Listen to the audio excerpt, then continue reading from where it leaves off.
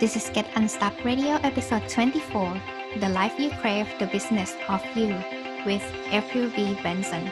Welcome to Get Unstuck Radio, the place to brainstorm with you on business and life strategy. To get unstuck with system, automation, and delegation. And also to get clarity for sustainable business and lifestyle.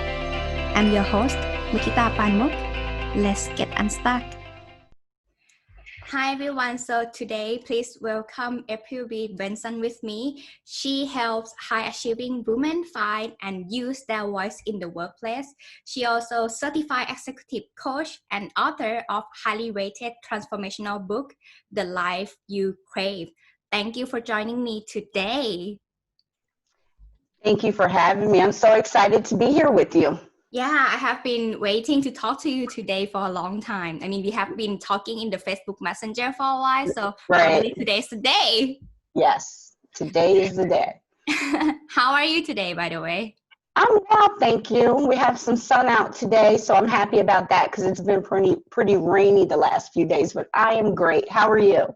I'm great. I mean, there's no sun today, unfortunately, but yesterday I was outside under the sun and I so missed it. I'm in Belfast. Yeah. Where are you based right now? I'm in the Washington, D.C. area. All right. Yeah. That's the place. Yeah, the hot spot, right? Yeah. So tell us a little bit about yourself, like how you become an executive coach, by the way. Okay. When I started out in my career originally, I was in information technology. So I was a help desk person actually when I started in the federal government. And I slowly moved up and worked through to become a manager in that area. But all along, I was always like the youngest person in the room. I was always the only female, and I felt it very challenging to get my point across when working with the guys. Nobody wanted to hear what I had to say. You know, they thought of me as the little kid. So that was always a challenge for me. And so I had to figure out a way to be heard, you know, to figure out a way to kind of stand up for myself and make my point when I needed to do so. I started working with a coach myself, and I so enjoyed the experience. And so I've always had a coach over the years, and probably about 7 years ago, I decided, you know what, I think I want to be a coach. I think I want to be able to help people the way that my coaches over the years have helped me. So I had an opportunity through the job I had to take training, to take the certification training.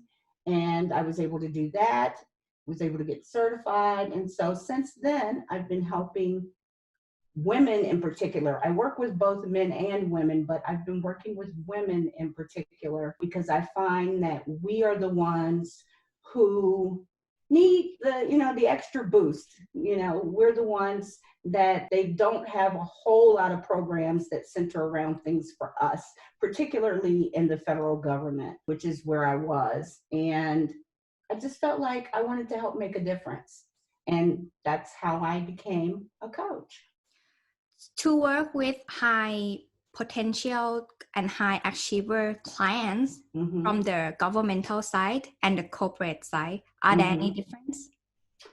Not really. I think the only difference is some of the scenarios are slightly different because the rules are slightly different from the federal workplace to the corporate, your standard corporate workplace. So that's the only difference I really see. And from your own transformation that you have been working with your coach earlier of your career, how do you feel that your coach has inspired you to be who you are today? Wow. All coaches, generally speaking, push you.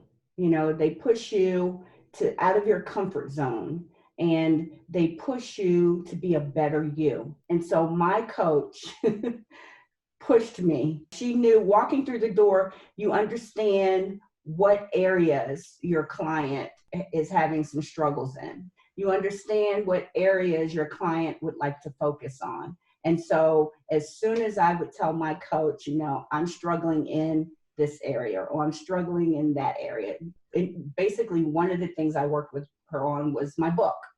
I wanted to write a book, but I kept kind of dragging my feet. And so she helped me to develop a plan. I think it was like maybe a 10-step plan to get through all the pieces that I needed to move through to get my book finished. And I think that's the biggest thing. They help you break down a big goal into small achievable steps or tasks to ultimately meet your goal.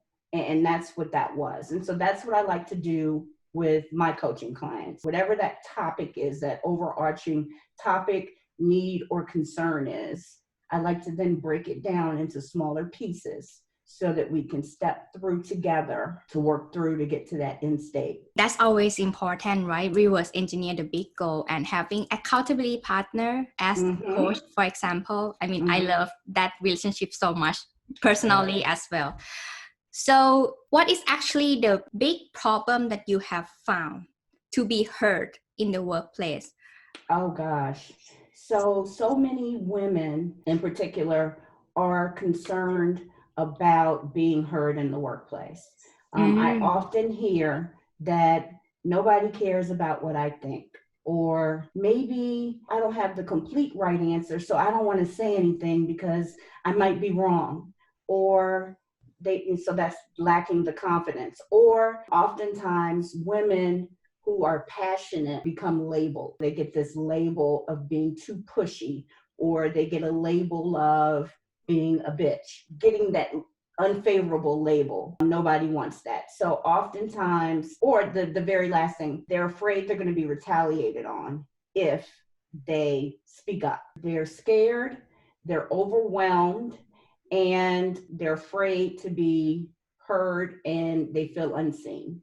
And so oftentimes we work through those, and I've developed a few ways, 5 ways basically, that I help them work through communicating with confidence. That's very interesting because I also have confidence issue personally as well. I have to work on it every single day, like to show up and being myself unapologetically. I mean, I have to practice that though. It's not something that I was born with. It's a skill. Right. I discovered that it's a skill. Yeah. Right. And I find it's quite hard because like as a Thai person living abroad or something like that, somehow stereotypes still being a chip with me all the time that I have to overcome. Yeah. So I'm really keen to know, what are the 5 ways then? The first thing that people should recognize and know is that the biggest thing that you can have when communicating is confidence. So it doesn't matter if you're talking with your boss, if you're communicating with someone in a boardroom, if you're communicating with your child's teacher at school. It's all about confidence and showing up confident. Just having that confidence will come through. It will come through, and it doesn't matter what the topic is, where you are, what the circumstances are.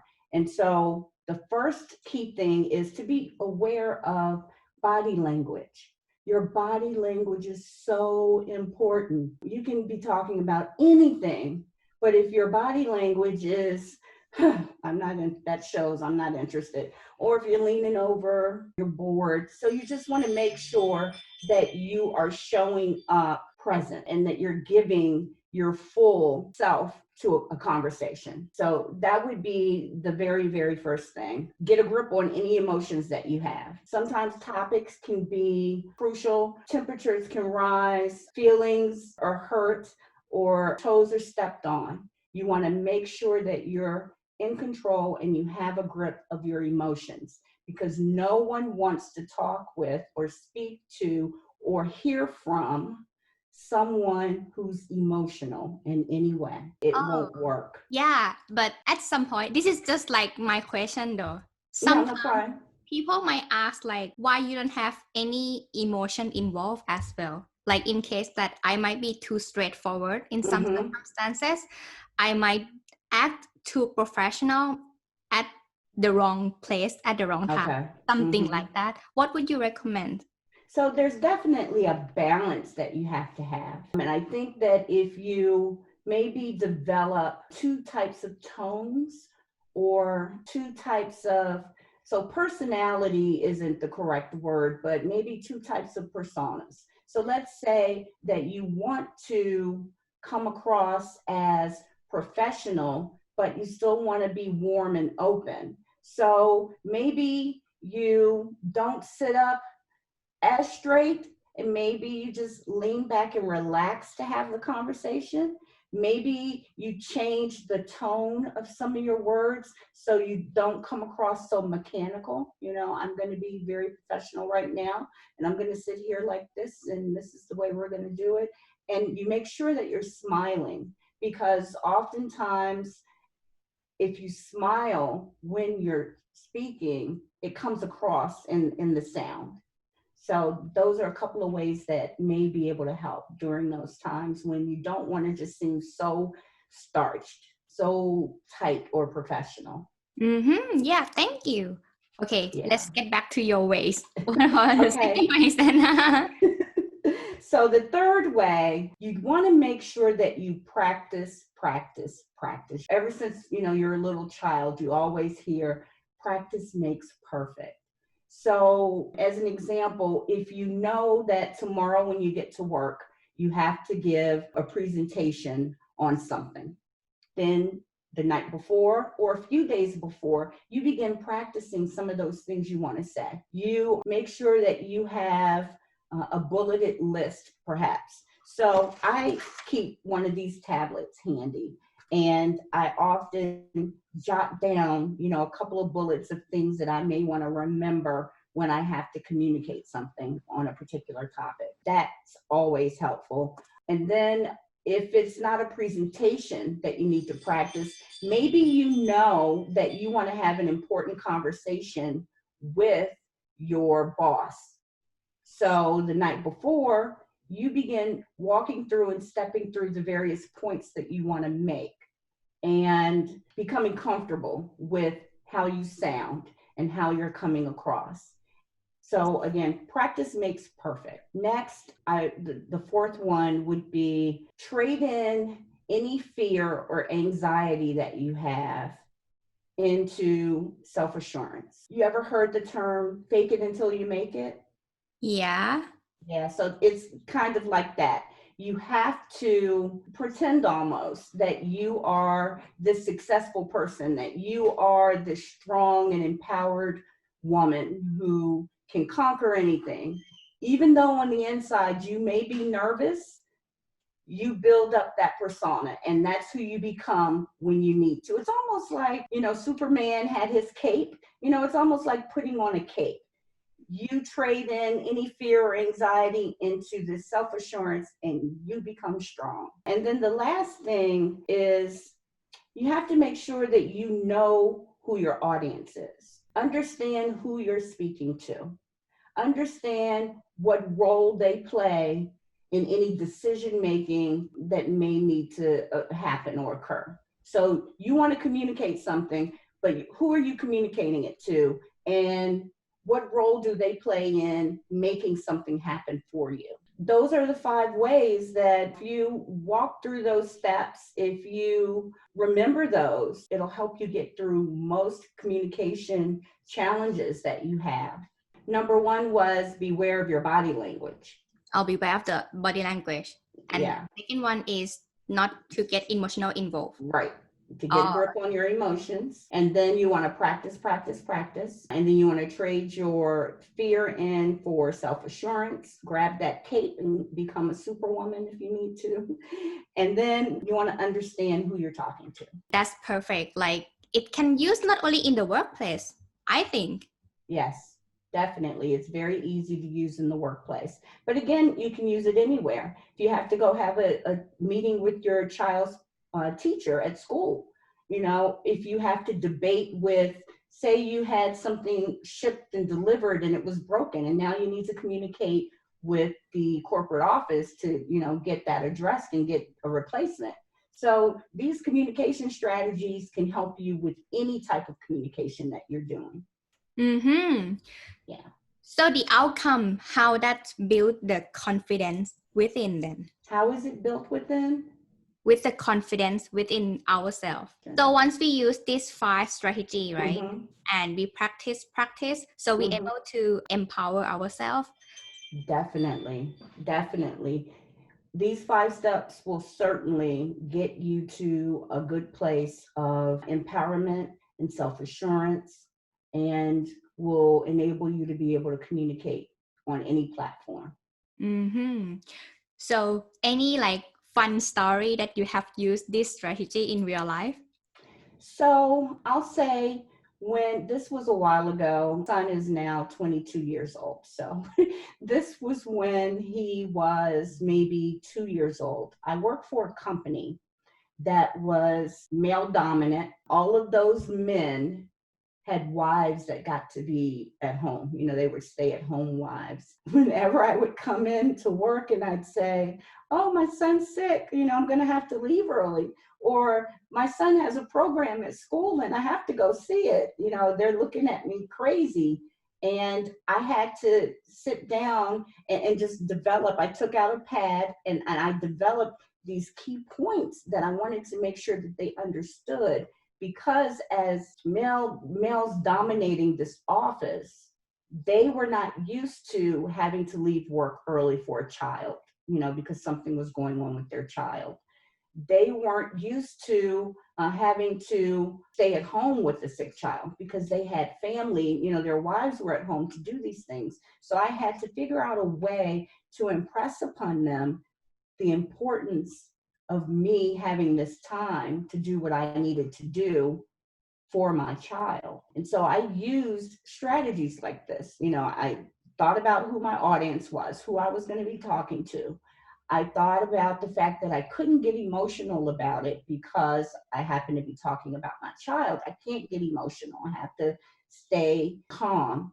I thought about the points that I wanted to make, and I practiced those points. I practiced. And I had the conversation. They respected what I said. They still didn't like it, but they respected what I said. And ever since then, these are the steps that I actually follow whenever I need to prepare to meet with someone or communicate something maybe that's challenging, or communicating to higher up when I'm trying to win a contract, communicating with these other vendors who can help me obtain a contract that I want. So just in all areas of my life, these are the steps that I practice to be prepared and to come across confident. Even if I'm nervous on the inside, nobody knows. I follow your story, and I am so grateful that we as a women, we have a detailed thinking somehow, that we have a process of everything, and we pick up all the details and we make it happen. Yep. When we want something, we will figure things out and just do it. And we practice before we do the real thing. That's very important. Yep. I find many people surrounded me, they do things last minute. No. And I think that's very important to secure the outcome that we expect. Yeah, you have to plan ahead. I think that's really the most important thing, just planning and ensuring that you know what you need to do and how you're going to do it. Yeah, because to ask for the rise, right, for example, or to ask for, like, in case you want to have a weekend or holidays ahead, like from my previous workplace as well, everyone's very competitive on booking on the holidays. Oh yeah, definitely. And we have to bargain, like we have to like totally lobby somehow with like, okay, you're gonna be my backup on this week and I'm gonna be off for 2 weeks after, something like that, because they will announce like in December to plan for a year ahead. That's what I did before. And on that day, because I know the person who will announce the totally schedule, so I just like keep on track with that and asking everyone, because you know that how many days you will have in the years, but we have to secure that as far as possible. Right. So I believe that this negotiable skill and the communication skill are very important. They definitely are. Definitely are. And have you coached the women within the same workplace as you? I have. I have. So as a manager in the workplace, I've always had, women that work for me. And Mm-hmm. so I try to coach them to, of course, be the best that they can be, but also to help them navigate, the office politics and to avoid the landmines in the office. So I definitely have done that. I've also been an executive coach for the Treasury Executive Institute, and that's for the U.S. Department of Treasury as a whole, all of the different bureaus and agencies that are under the U.S. Department of Treasury. I offer executive coaching for them. And so I will have clients who come from other federal agencies that I coach, that I do executive coaching with. And the majority of the women that come, they have some type of concern about communicating and showing up confident and being, a strong leader. So Even yes, they are at that high level, yes, no one understand that it somehow. happens to everyone. Yeah. So Mm-hmm. wow, that's very important. And Mm-hmm. what I want to ask you, I was listen to you and I have some question. Let's get back to your book then. What is your Okay. book about and how it helps you with this coaching? So the book, The Life You Crave, The Business of You, it is available on Amazon. I'd like to mention that. That book was basically born. Oh, you know what? I have a copy of it right here. I forgot. I can show you. This is the book. Oh, Um, this book was born out of basically from all of the challenges that I had along the way. And you know how you think back, you look back over some time and you think to yourself, man, I wish I had known then what I know now. And so what I did with this book is I came up with some topics of things that I felt that way about. I wish I had known back then what I know now, then I would have done X, Y, or Z.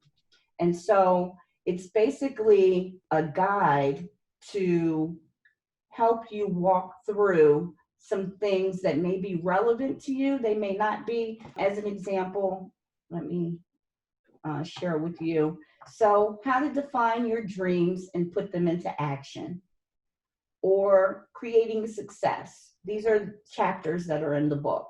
Balancing your home, business, and family life, being comfortably confident, overcoming setbacks, coping and control, managing stress, learning no age limits, learning with no age limits, finding your truth, and devise a plan and get on with it. So this book will walk through, each of those chapters will walk through steps on what you can do, how to move through something. So there'll be some text and then there'll be exercises. So it will reinforce what the text is telling you. So basically, I know how challenging it can be to make shifts in your life, to make changes and to reset on challenges that you may have had. So with this book, it's like me walking with you every step of the way to start anew, basically. If you want to go back to school, let's say you didn't finish your college degree, you want to go back to school, there's absolutely no age limit on going back to school. If you've had a setback, you lost your business, you're homeless, whatever it is, this will help you pick up the pieces and begin to walk forward in various areas of your life. So I think that, it can help turn your life's vision into a reality. It's certainly intended to be inspirational. It helps you to create supportive habits, do more of what you love. So that's why it's all about the life you crave. Getting back to doing those things that are important to you and for you, which then is why it's also called the business of you, because it's all about the life you want for you, everything about you. So I'm a strong believer of making change from within. Because like if you had not changed or shift your mindset and how you cope with yourself within, externally wouldn't change as well. And that's right. I am a very strong believer on that. And I know now what is my question about. It's related to what you mentioned about your book as well. I believe that we have like come through all the challenges along the time, and without those challenges, we wouldn't be who we are today also. No, we wouldn't. We wouldn't. That is so true. So when I think about, I wish I had known then what I know now, that what you just said holds true. Had I known those things back then I wouldn't be who I am now.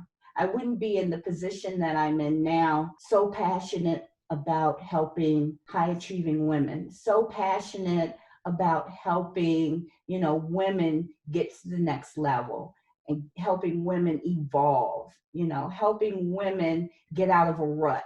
So you're absolutely right about that.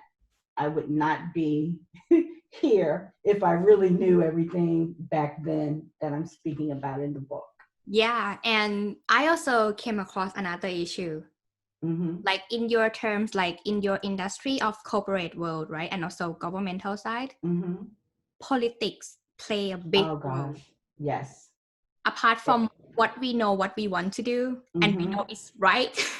Yep. You might not able to do that, even though you're confident with it. That's also a big issue that we cope with this thing. Well, for me, politics is not only in the workplace.